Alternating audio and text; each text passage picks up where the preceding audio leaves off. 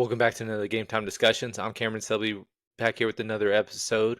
We're going to go and break down the worst of first rankings for this 2025 season. Basically, the premise is the fourth place teams of last season and their ranking and likelihood of possibly going from worst in their respective division all the way to first. Since the 2002 merger, 2003 onward, there have been 25 teams to go from worst to first. Multiple seasons, there has been at least two, and there's only been 3 seasons that there hasn't been a single team. Last year, actually, there was 0 teams that went from worst to first. That was the third time that has happened in the last 22 years. So a very big anomaly, but it's a fun discussion because there's a lot of parity in the NFL, and we just like to discuss which of the teams that have the biggest likelihood of making a big jump. We saw teams like last year, Cincinnati having down years, and so many other teams that had a shot. Washington's probably the most notable that did go from worst, and then they went to the NFC Championship. But the very which team that they ended up losing to was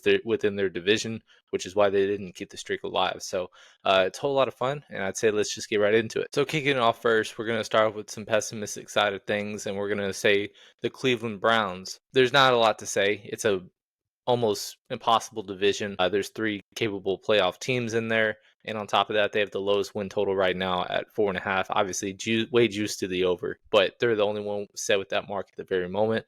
There's just a lot of uncertainty going around, drafting multiple quarterbacks, bringing in multiple quarterbacks. Joe Flacco's back. Kenny Pickett. You don't know what's going on there. You don't know what's going on the offensive side of the ball, especially the Myles Garrett thing. Obviously, he's the thumbnail of this slide, but he didn't want to be there, and then they ended up making him the highest paid defensive player. So there's not a whole lot that makes you think that they can really be competitive this year. It's a year of transition. It's a year of just unknown. There's just not really much direction going around this team. So being able to give any kind of confidence that they can usurp Pittsburgh, Cincinnati, and Baltimore all in one season, I just think that they're well ways away from making any kind of noise. And in a similar light, you have another division where the Giants, at least they're making improvements. They're making moves to, improve their roster. They have a very, very strong defensive line, bringing in Abdul Carter, and now obviously having him compared to Dexter Lawrence and Brian Burns and Kayvon Thibodeau. That's a, top 5-esque defensive line, and having a top 5 unit on any kind of position group, gives you a fighting chance. But the thing is, you just don't know with them. I think they can make some noise, but at the same time, it is a tall task because 2 of their divisional opponents, the Commanders and the Philadelphia Eagles, both made the NFC Championship game last year. Dallas, even though that they are pulling back, still have had their number in recent years. So it's another division where, yeah, the Giants, maybe you could flirt with 5 to 6 wins, but that schedule at the start is absolutely brutal. They're going to be underdogs in 11 of their first 12 games. It's going to be very, very hard to see them, anywhere close to 500 after that stretch. Maybe they have a good second half of the season, surprising some teams, but it's going to be a long shot for them to even make the playoffs, even compete for a wild card spot, let alone win the division. So we're going to keep them at the bottom as well. Now, kicking it over to New Orleans. This is a little bit of a different scenario because it is one of the weaker divisions in the NFL. They're, over the last couple of years has only been one playoff team, and it's been Tampa Bay. And it's not like Tampa Bay is kind of running away with things. It's been 9 or 10 wins. One year it was even 8 wins. So there's always a fighting chance on top of that. When you have another season having one of the easiest strengths of schedule, it really kind of adds to the benefit of New Orleans having to potentially surprise some teams. It is a weird flux, though, of young inexperience and very, very old out of prime experience. There's a lot of guys that I'm surprised that they held on to, but then there's also a lot of guys that you just don't know if they're ready to take a leap, and there's just kind of a lot of unknowns. Kellen Moore, it's his first year at the helm as a head coach, and he brings in Tyler Show to replace Derek Carr as one of the veteran rookies. I think he'll be 25 going into his rookie season. So, it's one of those weird where they can make some noise, make a lot of upsets, but this division has to go bad in a lot of ways.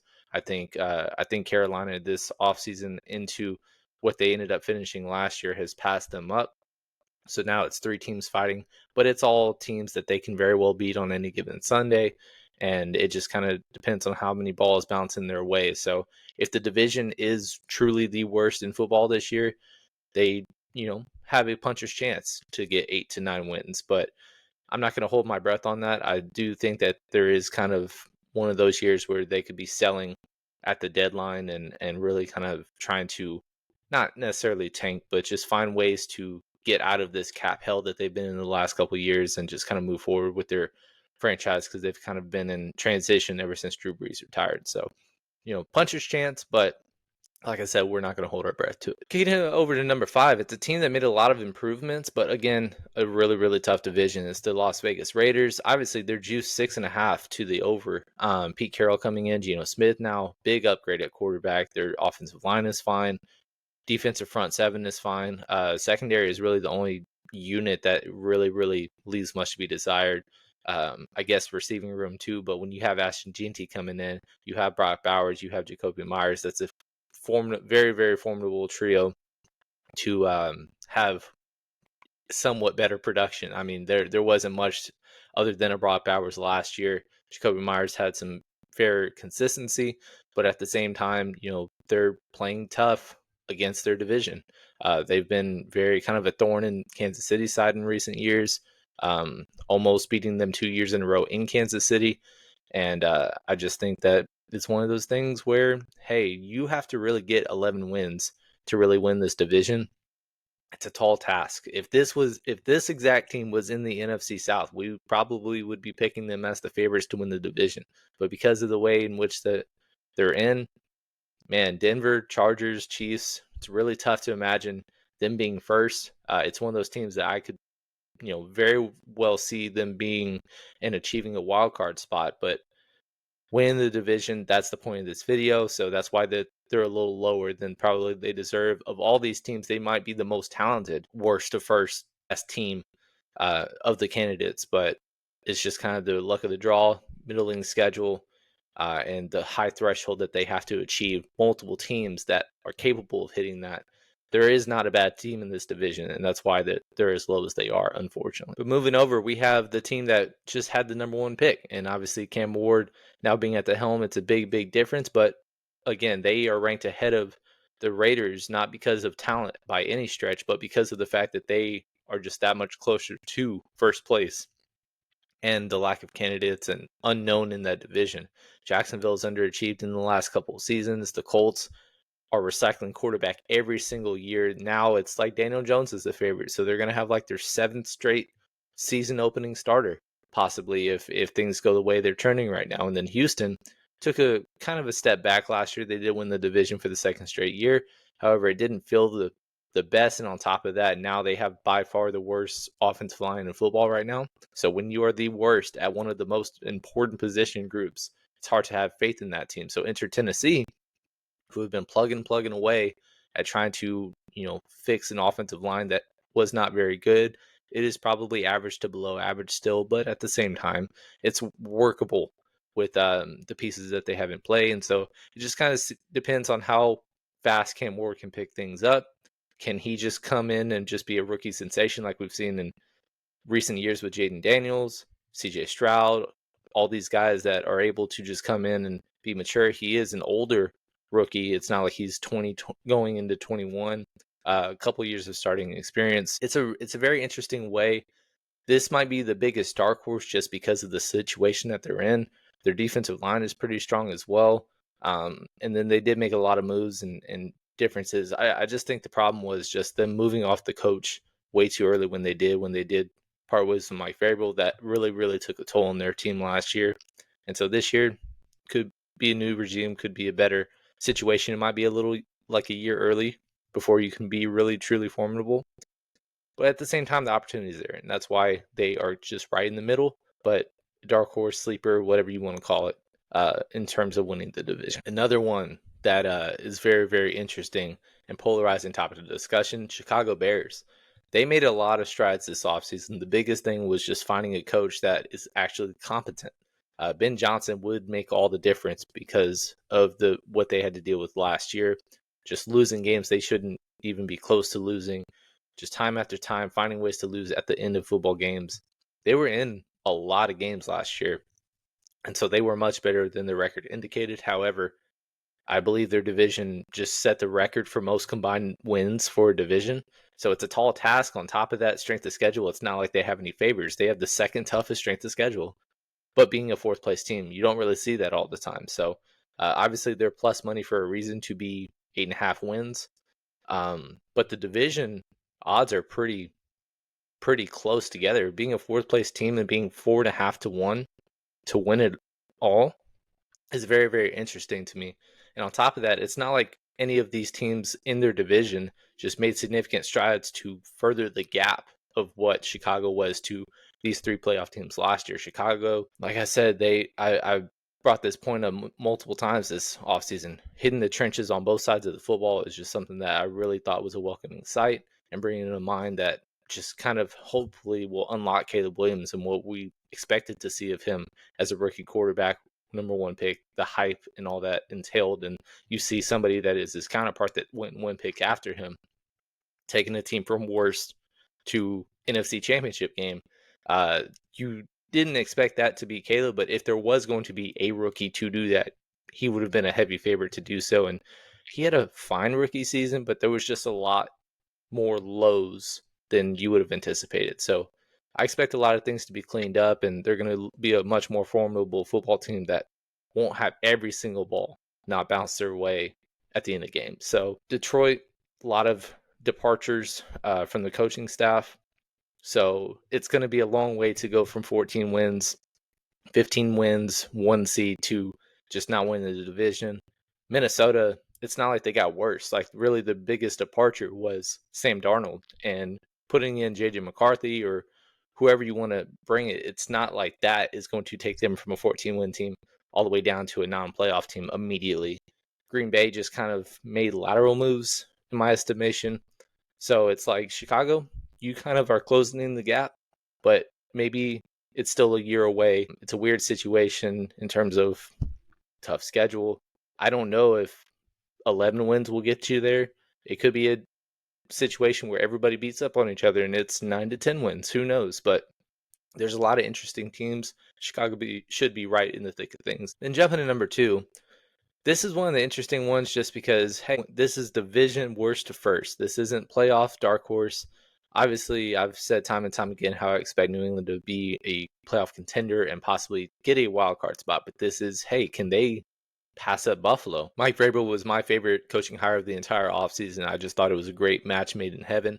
Josh McDaniels is back for the first time, and so he has an offensive mind and a great head coach that has made the most of his situations, taking Ryan Tannehill to 1 seeds and AFC title games and making the most of their talent. The New England, it's going to be a very interesting thing, and I think it takes a lot to do with, does Drake May take another leap, or just kind of, is he still a flash in the pan of just raw, like, hey, we still don't have nearly enough around him. Obviously, they had the worst offensive line in football last year, and they made improvements, but it's not like any of their improvements were just like, hey, they're instantly top 10. At least with Chicago, they weren't the worst offensive line. They did allow the most sacks, but they Pro Bowler on their offensive line interior. New England's estimation, they kind of, in a lot of people's eyes, reached on a tackle that may or may not be a guard.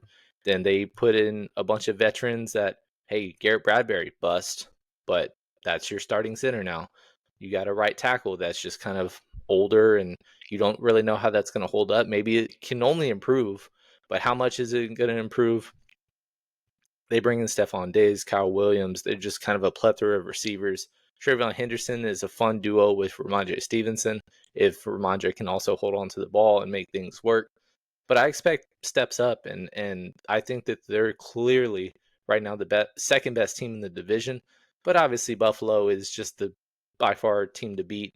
They might have the best, widest margin of teams to win their division as a favorite. But at the same time, I think, hey, you never know with things sometimes. And if Buffalo has a situation where they're playing with some injuries, or, playing down to competition, we've seen them lose to games that they shouldn't have before. Even before Drake May got there, they're losing to New England when they have no business losing to New England or the Jets or what have you. So, Buffalo, it's a tall task to beat them, but I think it's a 2-team race to win this division, and New England is one of those teams in my estimation. So it'll be a fun thing. I will be picking them in all likelihood to win a wild card spot. Winning the division, that is the biggest task. So them and Chicago kind of have very similar odds. Chicago is 4.5 to 1. New England's 5 to 1, but Chicago has three other teams above them. New England, they kind of are firm right now, both in the odds and in our estimation. That's the second best team in the AFC East. And then number one is no surprise. It's the San Francisco 49ers. They are the favorite to win the NFC West. They have a 10.5 win total. They have by far the easiest schedule. Everything's aligning, and this is a much worse version of the teams that has made multiple NFC Championship appearances. They lost a lot of pieces on both sides of the ball this offseason. And then on top of that, extending Brock Purdy the way they did is very interesting to say the least. But hey, the injury bug bit them like 3, 4, 5, 6 times in all the wrong ways last year. And that's kind of the main reason that they ended up losing the way they did. But also it had to do with they had 3 fourth quarter 2-minute warning leads against their own division and lost to each opponent one time in the final 2 minutes. So 3 games difference plus CMC. Maybe he doesn't deal with calf strains and Achilles strains all season long to hamper him and have their best offensive player not even score a touchdown for the entire season. They do lose Deebo Samuel. We don't know what Brandon Ayuk is going to be, but at the same time, it's George Kittle, it's CMC. You still have the best left tackle, and you still have one of the best offensive minds. They prided themselves on having one of the best defensive units in football, and it took a toll. They lost a lot of secondary pieces. They lost some depth on the defensive line, so they're replacing that. But they did bring back Robert Saleh, who was their DC in right in the thick of their best seasons. And defensively, he was not the reason that the Jets did not have success or disappointment. He was the wrong guy to blame.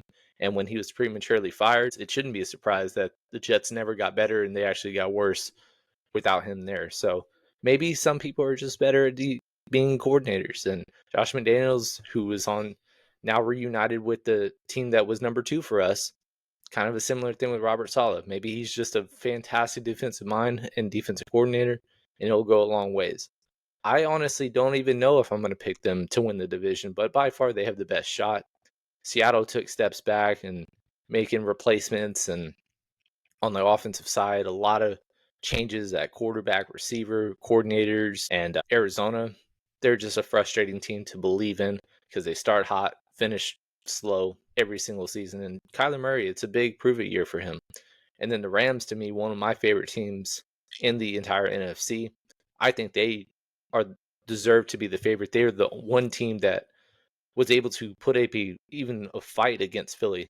Almost stole that game in the snow on the road in the divisional round against the Eagles, and they got better this offseason. So 49ers and them, I think it's a 2-horse race. San Fran is going to, by default, fall into 10 wins, at least because of the way things are. It's just such an easy schedule. If you knew that there was going to be one team to win the division, I bet you most people's money would be on San Francisco to win it. Terrible odds. Don't bet those odds, but they are the favorite for the time being, so it is what it is, and right now, that's why they're number 1. But with that said, I'm going to stop sharing, and that is our rankings for our worst to first for the 2025 season. We appreciate you guys tuning in. Please leave a like, comment. Let us know what you think. Who is your dark horse of all the worst placed teams last year?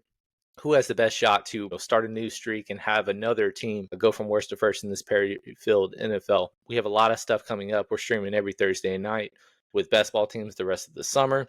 So please go in and tune. It's been a lot of fun getting to know you guys doing that. We're going to have another video kind of similar to this, but we're ranking the playoff teams and their likelihoods to make the playoffs this year. That's another fun one, kind of a little bit of a twist, because every year you have about 4 or 5 different playoff teams at least, and so you're going to have teams fall out. Some teams are going to be mainstays, and so we'll have to see what we think the best teams are to repeat their playoff appearances and who might be on the outside looking in for teams that kind of either overachieved or maybe are taking a big step back. So we can't wait for you guys to tune into that.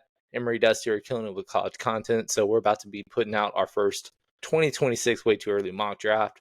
We're doing, playoff or college prospects for the upcoming draft class. We're going to be doing rankings videos coming into fantasy contests, the peak season. We're getting right into July. It's a whole lot of fun. We appreciate you guys tuning in. Can't thank you enough. Please keep on joining the community, make fun, have some fun, make some friends, and we will see you guys next time.